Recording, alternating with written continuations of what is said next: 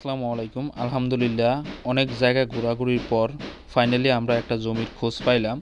যদি ইনশাল্লাহ সব কিছু ঠিকঠাক থাকে, জমি যদি আমাদের পছন্দ হয়, তাহলে হয়তোবা এই জায়গায় আমাদের এই বছরের প্রজেক্ট শুরু হবে।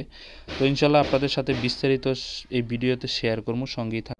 এই প্রজেক্ট আমরা দেখতে আসছি, এই চর দেখুন, বিশাল বড় চর।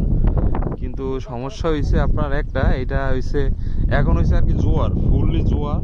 তো জোয়ারের পানি এই মানে আপনার গেরের পাশে চলে আসছে।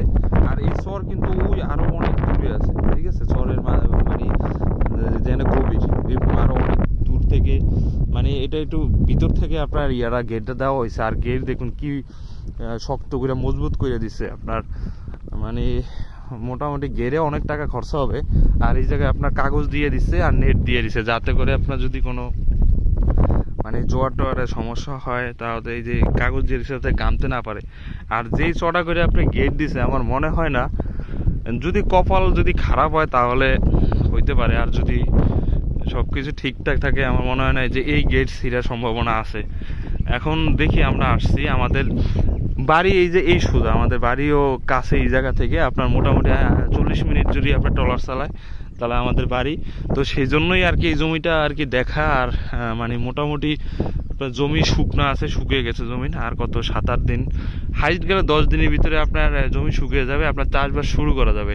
আর একটা বিষয় হয়েছে, আপনার জমিটা দেখে আমার পছন্দ হয়েছে, কারণ এগুলো নতুন জমি। আর এইসব জমিতে শক্তিশালী, মোটামুটি আল্লাহর মধ্যে গাছ যদি টিকান যায়, এগুলো আপনার বেশি দিন সময় লাগে না। তো এই জায়গায় দেখতে পাইতেছেন আপনার কাগজ দিয়া তারপরে নেট দিয়ে দিতেছে, এগুলা কাজ চলমান। ওই যে কাজ করতেছে, আবার কি বেকু দিয়ে বাঁধতেছে। এইটার উপরে আরো 1 হাত অথবা 1.5 হাত করে আপনার উঁচা করবে গেইরে। তো দেখা যাক, আমার বাবা আসতেছে, তো তা আসলে যদি তার পছন্দ হয়, ইনশাল্লাহ আমাদের টার্গেট আছে এই জায়গা লওয়ার। ইনশাল্লাহ যদি লই, আপনাদের সাথে শেয়ার করার চেষ্টা করবো। আমরা দেখতে দেখতে আরো ভিতরে এসে পড়ছি। তো এই জায়গা থেকে আরো ওই পাশে, ওই জায়গায় আপনার তরমুজ 3-4 কেজি হয়ে গেছে। তো এই জায়গায় দেখুন গাছ, মানে সব ক্ষেত বাইসে গেছে, কত মানে বড় বড় হয়ে গেছে গাছ। কিছু কিছু গাছে ফলও দেখা যাচ্ছে, যেগুলোর আমরা আসলে পাইন্না করা বলি। এই দেখুন, এই যে পাইন্না করা, এই যে পাইন্না করা। আর আমরা এখন পর্যন্ত জমি পাইতেছি না, মানে আমাদের কি অবস্থা। মানে এগুলো আসলে তারা মানে আগাম করছে, অনেক আগে থেকে জমি টমি রেডি করা। আর বিশেষ করে এটা হয়েছে আপনার একটা বালুর মাঠ বলে, ঠিক আছে।